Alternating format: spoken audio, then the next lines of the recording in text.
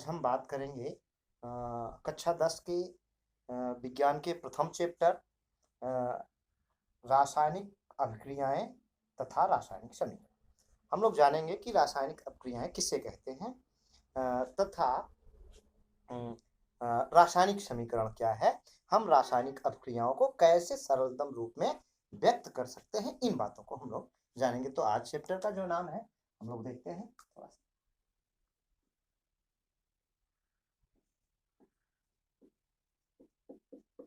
Chemical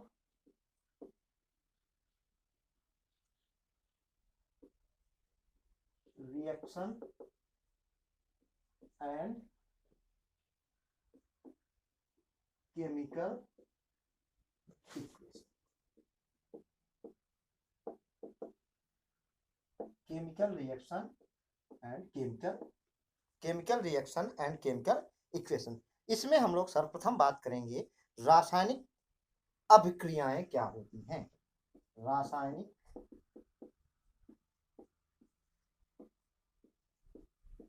अभिक्रियाएं, रासायनिक अभिक्रिया किसे कहते हैं। सबसे पहले हम लोग बात करेंगे कि रासायनिक अभिक्रिया किसे कहते हैं। रासायनिक अभिक्रियाएं हैं क्या चीज। रासायनिक अभिक्रियाओं के बारे में हम लोग जानते हैं कि जब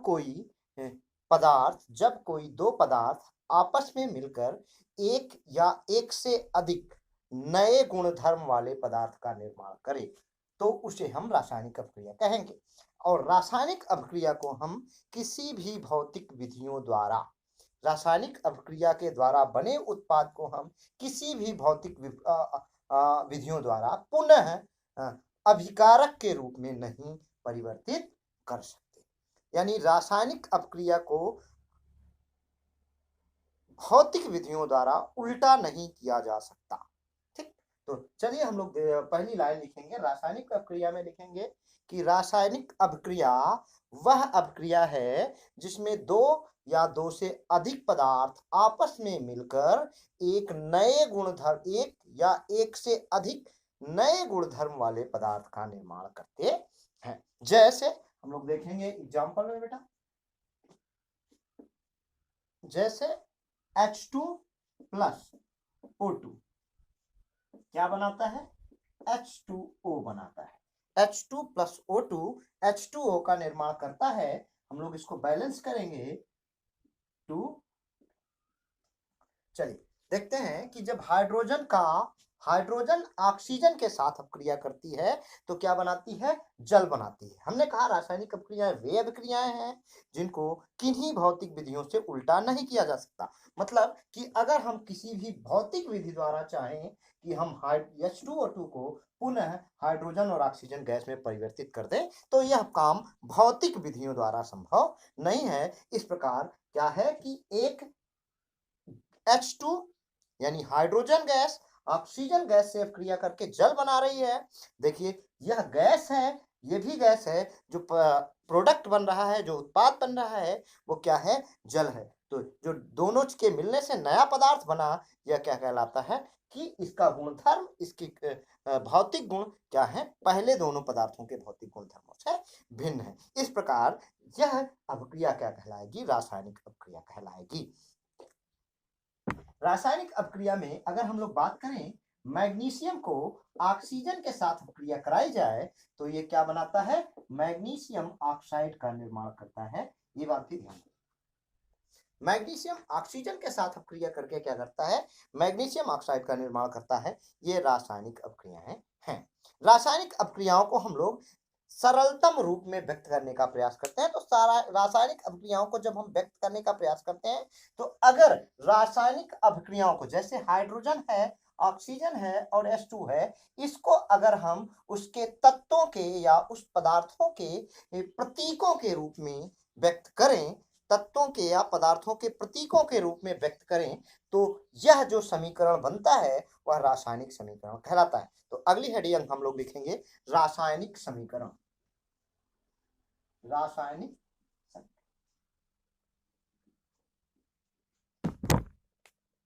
अगला टॉपिक हम लोग लिखेंगे रासायनिक समीकरण, केमिकल इक्वेशन। रासायनिक समीकरण केमिकल इक्वेशन। क्या है रासायनिक समीकरण? जब हम किसी भी रासायनिक अभिक्रिया को में उपस्थित अभिकारकों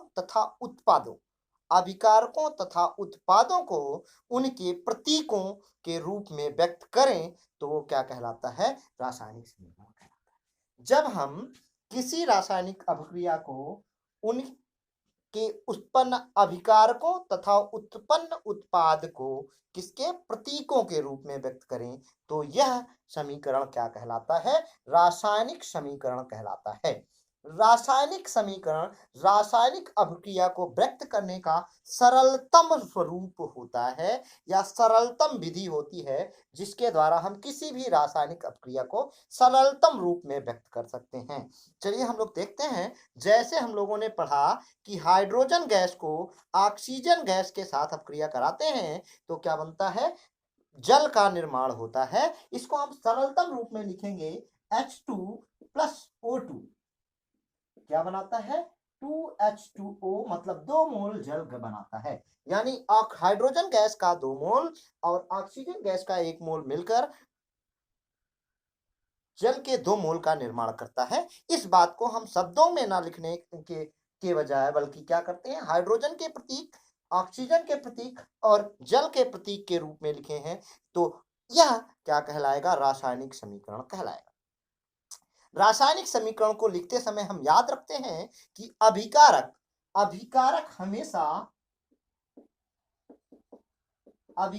हमेशा LHS लेफ्ट हैंड साइड में लिखा जाता है और रासायनिक समीकरण में RHS राइट हैंड साइड जो लिखा गया होता है उसे हम लोग क्या कहते हैं? उत्पाद कहते हैं या उत्पाद। तो किसी भी अभिक्रिया में, रासायनिक अभिक्रिया में हमेशा LHS लेफ्ट हैंड साइड यानी बाईं तरफ अभिकारकों को लिखते हैं और दाईं तरफ किसको लिखते हैं? उत्पाद को लिखते हैं। रासायनिक अभिक्रिया में बनाया गया तीर रासायनिक अभिक्रिया की दिशा को प्रदर्शित करता है। अभिक्रिया की दिशा को प्रदर्शित करता है। मतलब क्या है कि यह रासायनिक अभिक्रिया इस दिशा में बढ़ रही है। जैसे इसमें हो क्या रहा है कि हाइड्रोजन ऑक्सीजन के साथ अभिक्रिया करके जल का निर्माण कर रहा है। इसका मतलब कि यह अभिक्रिया हाइड्रोजन कम हो रहा है, ऑक्सीजन कम हो रहा है, जल बन रहा है तो यह अभिक्रिया आगे दिशा में चल रही है। तो रासायनिक अभिक्रिया में बनाया गया तीर रासायनिक अभिक्रिया की दिशा को प्रदर्शित करता है। अब हम लोग बात करेंगे कि अभिकारक क्या होता है और उत्पाद क्या होता है। तो चलिए एक लाइन हम लोग देखेंगे, अभिकारक किसे कहते हैं और उत्पाद किसे कहते हैं। तो सबसे पहले हम लोग बात करेंगे अभिकारक किसे कहते हैं। अभिकारक क्या है? चलिए देखते हैं। अभिकारक इसी को हम लोग कहते हैं रिएक्टेंट।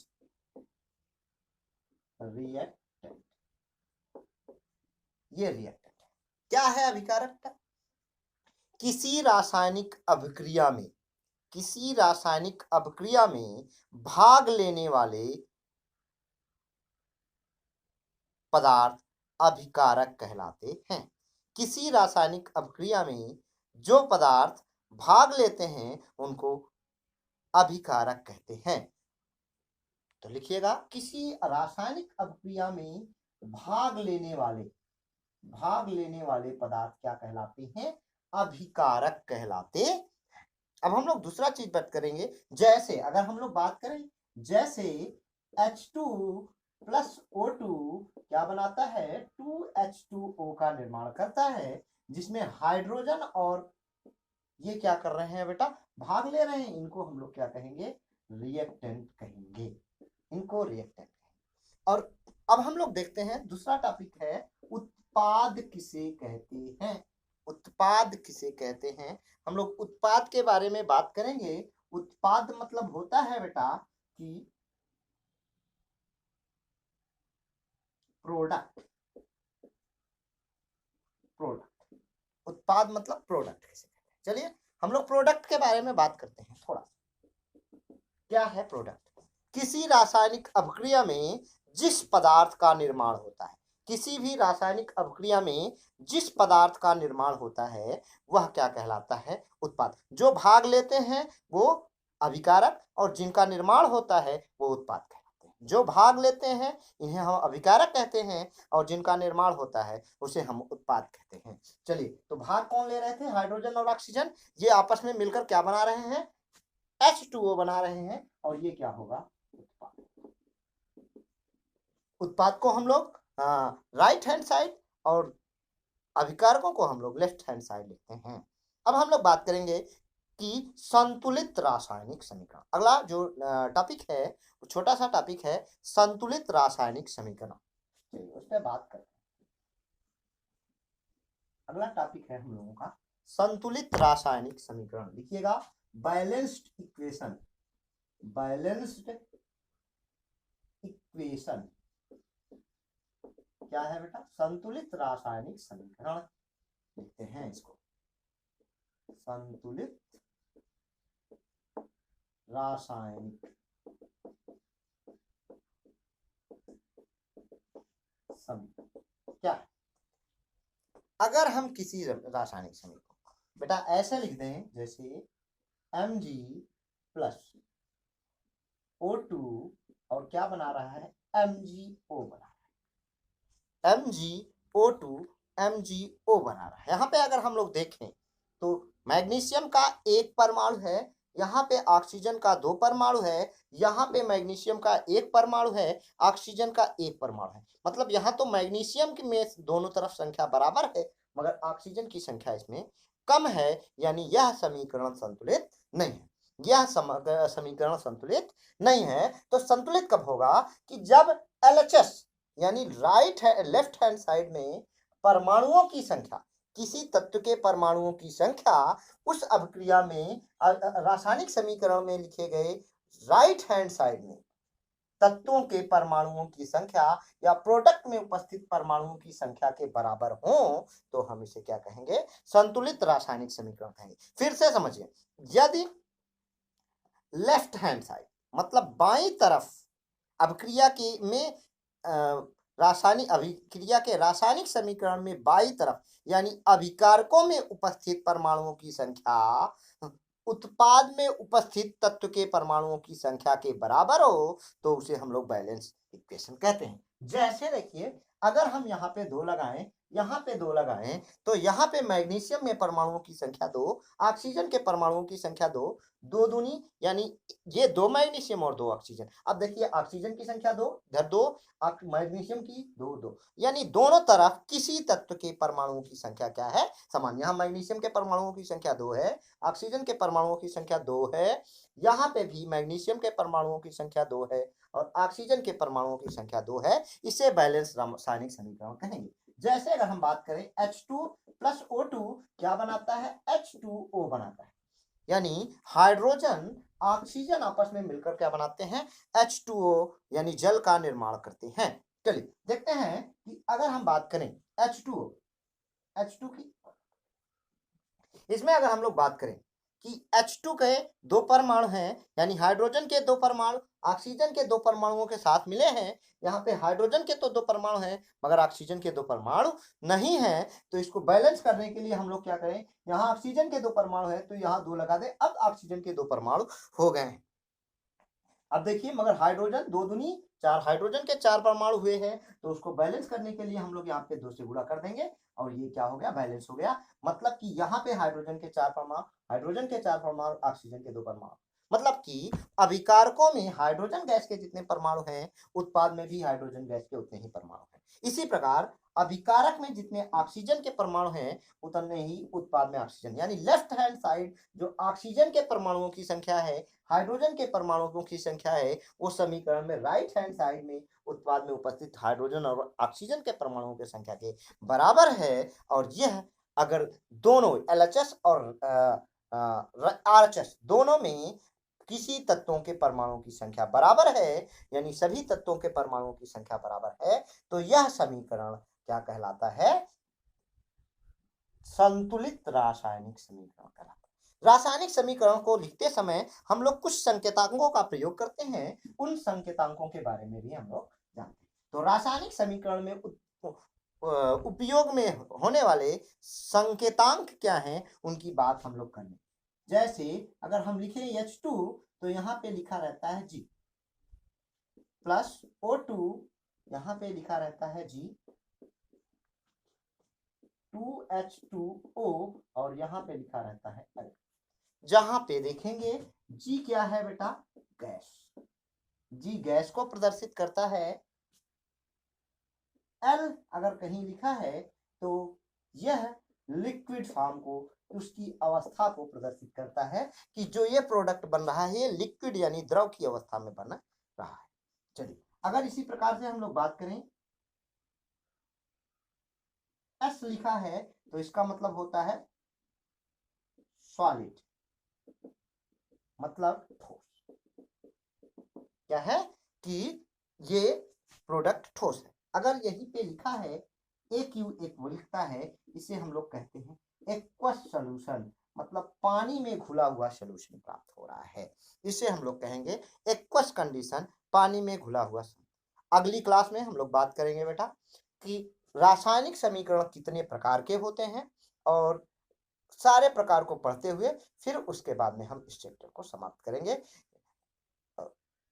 अगर आपको कोई भी इस चैप्टर से रिलेटेड या इन टॉपिकों से क्वेरीज है, कोई भी क्वेश्चन आपका है, तो आप मेरे व्हाट्सएप नंबर पर 93 69 90 87 15 पर आप कांटेक्ट कर सकते हैं, अपने क्वेश्चन पूछ सकते हैं। मैं अनिल राज आपकी सेवा के लिए तत्पर रहूंगा। धन्यवाद।